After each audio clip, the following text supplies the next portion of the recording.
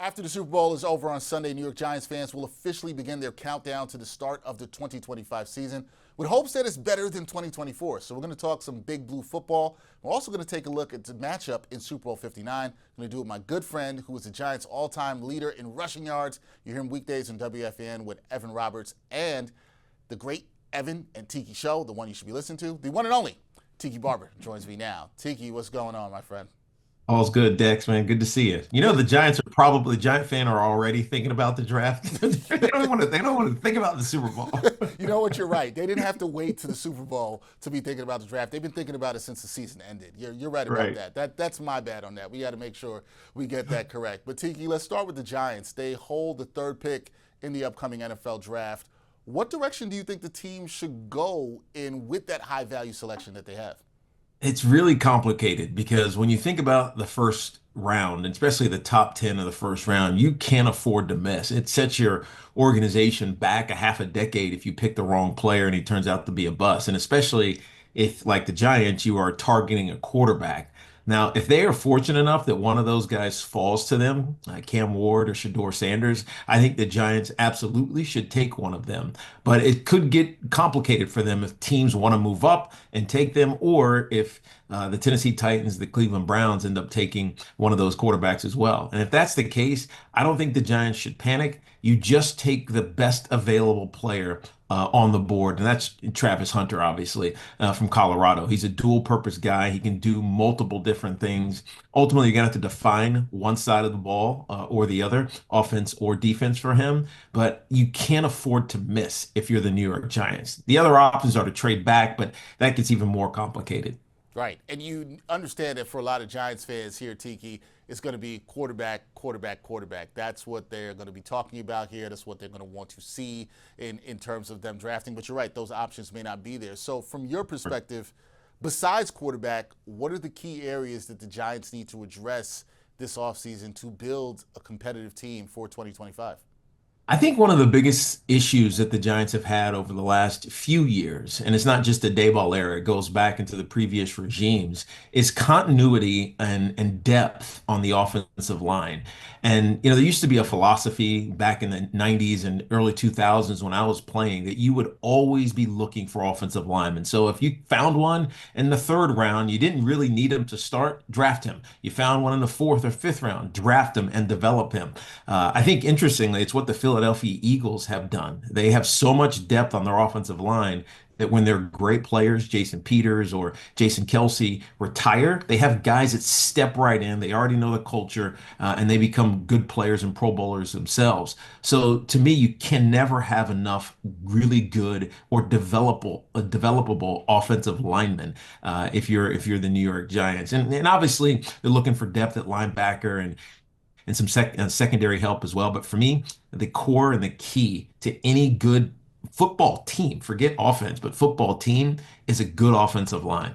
Yeah, no doubt about that. Want to value that offensive line for sure. So let me ask you this too, Tiki. Let's say the Giants get a QB this year, right? No matter who he is. Should the rookie be the starter or should they bring in a veteran QB to hold down the position? And if the latter, which veteran QB would you like to see under center for Big Blue next year? Yeah, there's not a ton of great veteran options that are out there right now. Obviously, Sam Darnold probably priced himself out of where the Giants would want as a backup. Now, if you're bringing him as the starter, that's a different question, but I don't think that's going to be the case. I think the other options out there, Marcus Mariota's of the world, or even Jameis Winston, they don't give you enough upside.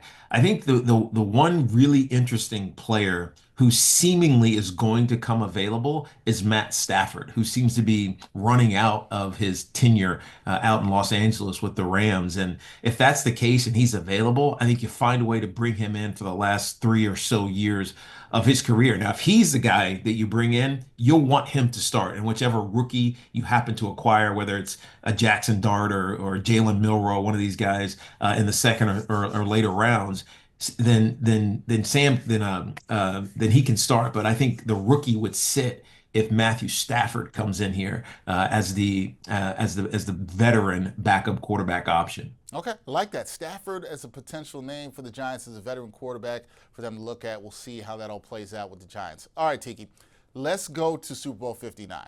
right? I got to go back to some previous history with you because last year you said Saquon Barkley is, quote, dead to me after you left the Giants to go to the Eagles. However, I want to let the people know the truth. You did clarify, saying the comments were tongue-in-cheek. Could you elaborate on your current relationship with him, your feelings about his success in Philly, and whether or not are you rooting for him in this big game at all? I would think not because you're a Giant, but I are you I've rooting been for him? I've been lucky enough that our crew at CBS called multiple Philadelphia Eagles games, and so Andrew Catalon and Jason McCourty and AJ Ross and I got to sit down and chat with Saquon. And one of the things I conveyed to him, and he knows and understands, is I respect the hell out of him as a player. He's a great kid too, by the way, which makes it hard to root against him. But yeah, everything that I do on my radio show, it is kind of tongue in cheek. We're an entertainment show, and it's interesting because as the season went on, Saquon started taking tongue in cheek shots at the New York Giants with his sleep commercials and some of these other things that are going on. I think sometimes we as fans take a sport entertainment a little bit too seriously and think it's always personal. Sometimes it is, but a lot of times it's not. It's just a bit you're putting on.